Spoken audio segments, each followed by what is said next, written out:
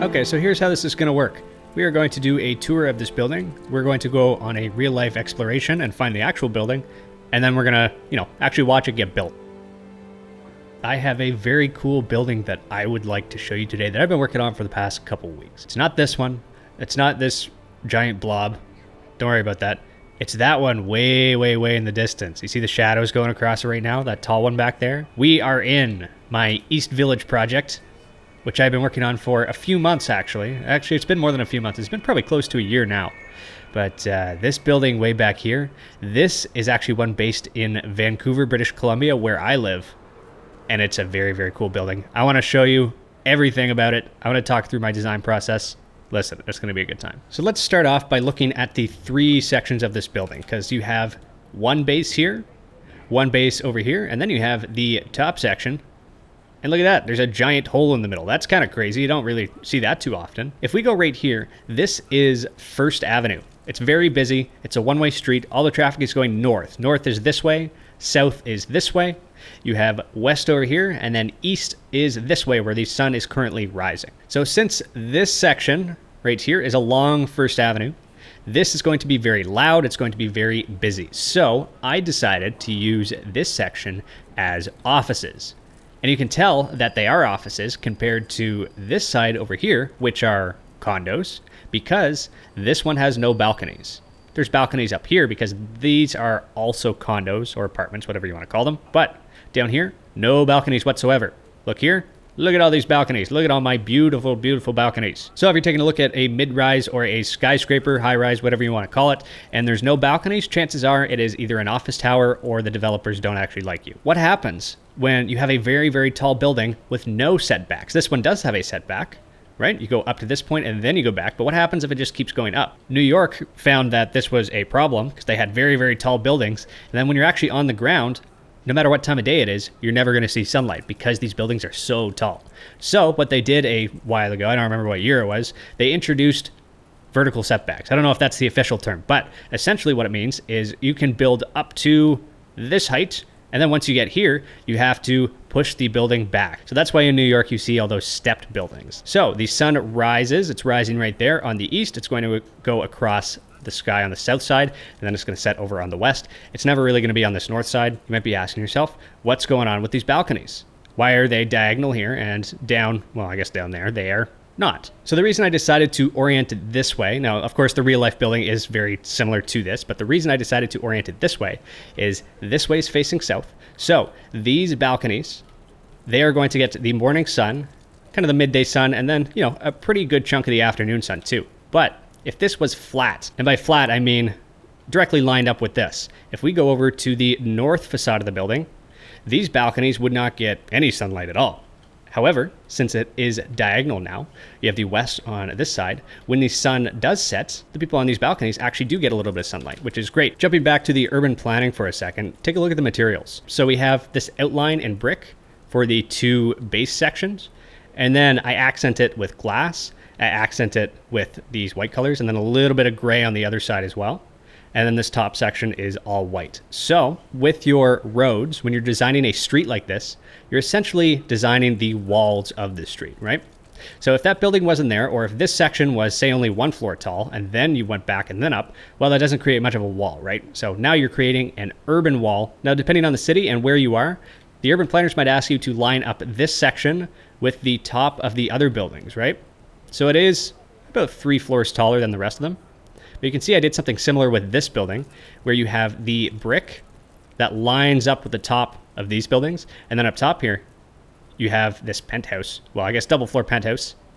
That's a different material. Ooh, that's interesting. What's this? But the intention is that the materials complement the area around it. So before I jump into the structural engineering, which is a copy of the building right back there, you see that?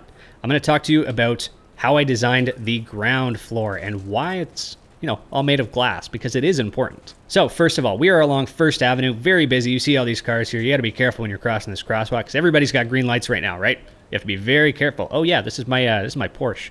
You guys like my Porsche? Got a FedEx truck. Got a big delivery truck with the refrigeration unit on it. Got a truck. Got a, what is this? Range Rover, something like that. Another delivery truck. United States Postal Service. Got a taxi. If you guys want a tutorial on how to build this stuff, oh yeah, wait, there's more cars over here. But if you guys want a tutorial on how to build all of these types of vehicles, let me know in the comments and I can make a video for you. Yeah, you got more sports cars, tiny little one, and then you got a little motorbike here. Pretty cool. What was I talking about? Oh, building, ground floor, right. So if we come all the way down here and smack into that plant, ow, that hurt my face. You can see that the ground floor is made of glass. And that is very important because all of these are going to be commercial units, meaning you're going to have shops here. Maybe it's a big box store, maybe it's not, maybe it's, some of those smaller independent stores. But the idea is that if you have glass along a busy pedestrian corridor like this, with this very large sidewalk, very, very busy, right? You have parking on the side here. People can come park here and come shopping.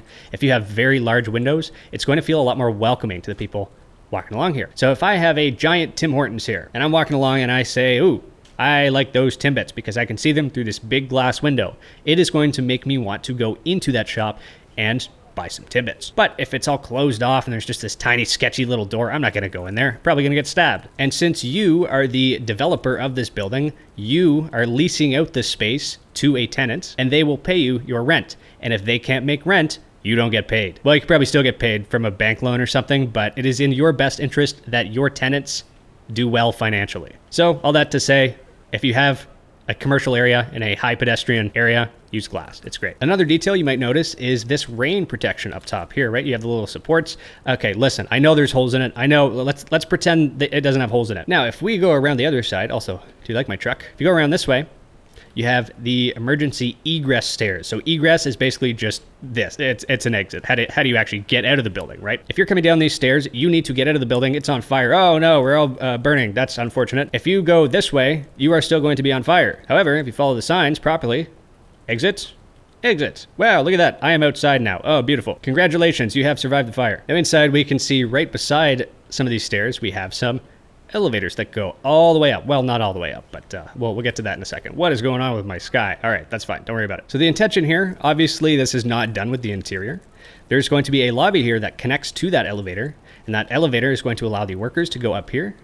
You see that?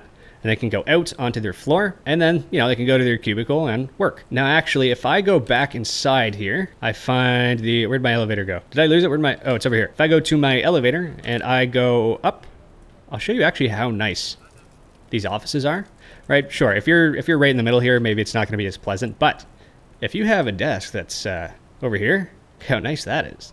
It's a pretty nice view. But as you fly around the inside, you'll notice that all of these columns here, which are incredibly important for structural engineering, they are on a grid. They all line up with each other. See, if you look way down there, they all line up. This is on purpose. This is very, very, very much on purpose. So if we fly out of here, go way back down here, hop out this way, and we fly over here, we will see a building. This allows you to see the entire structure, and you can see in orange all of the columns that line up and create a structural grid.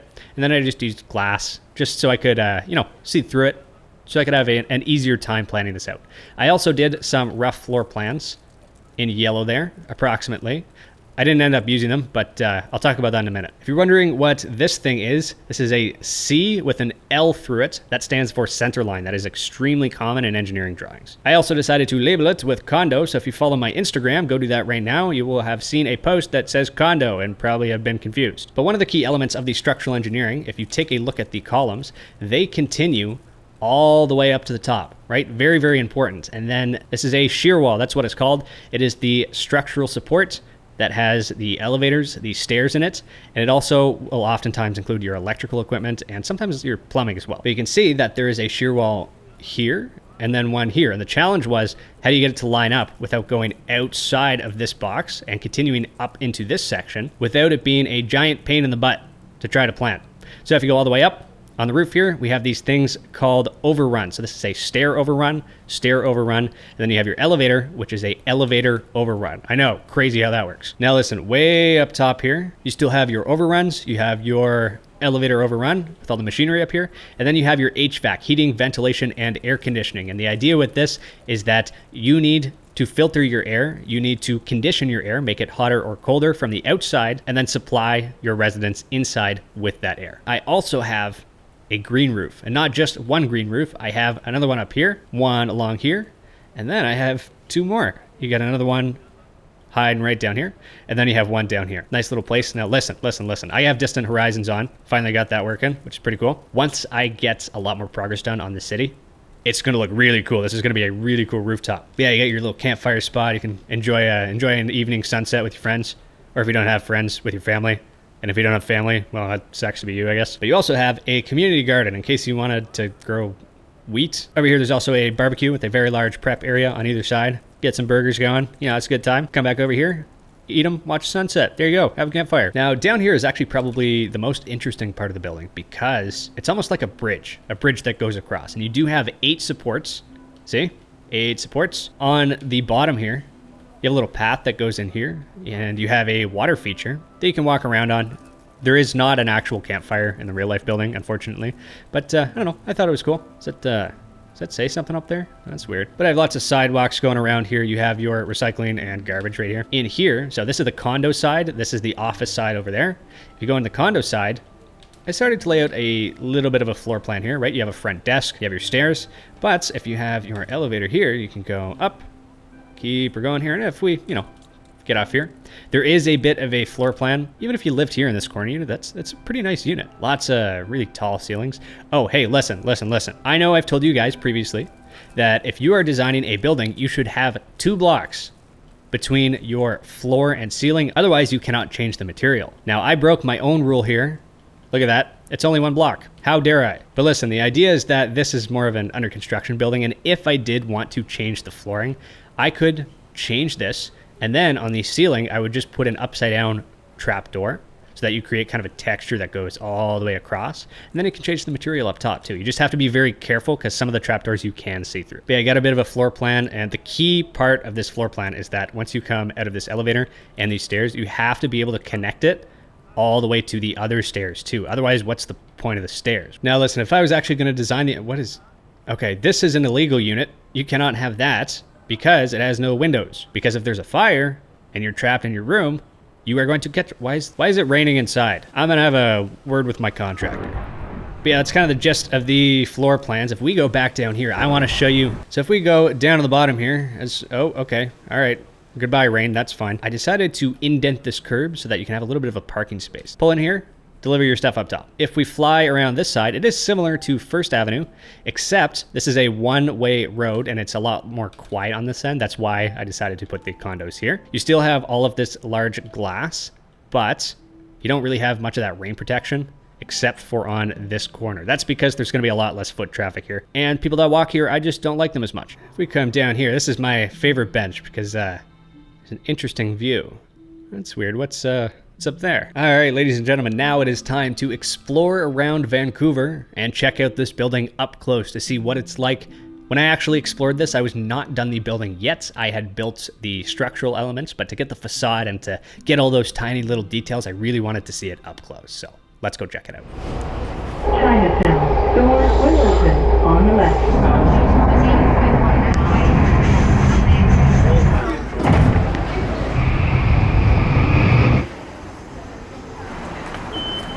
This thing working? Don't mind all that. This is BC Place. There's a big soccer stadium in there. So you got Harbor Center over there. Kind of see the mountains a little bit in the background.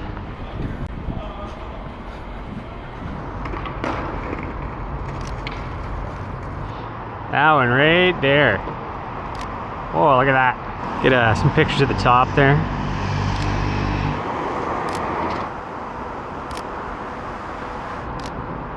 Oh, there's a SkyTrain, you see that? There you go. Oh, Walter White.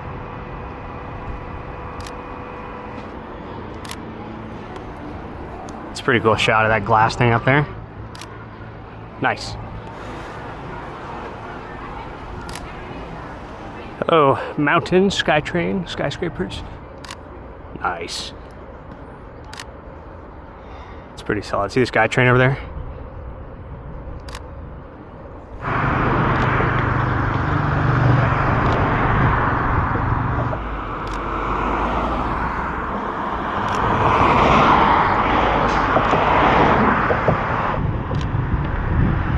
All misty and everything. Yeah, that's pretty cool. Nice. See, there's so many cool buildings around here. Hey, SkyTrain.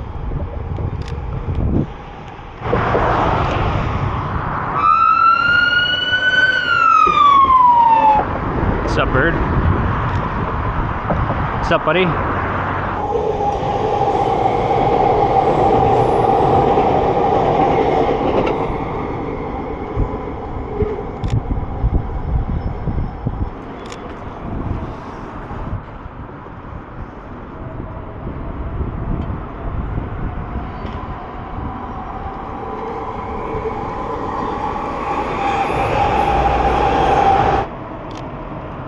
That's nice.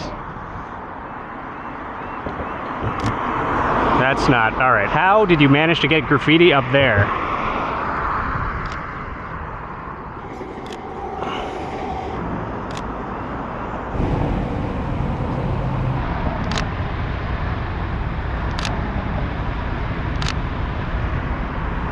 Hey, listen, so my camera there decided to stop working entirely, so now I'm on my phone.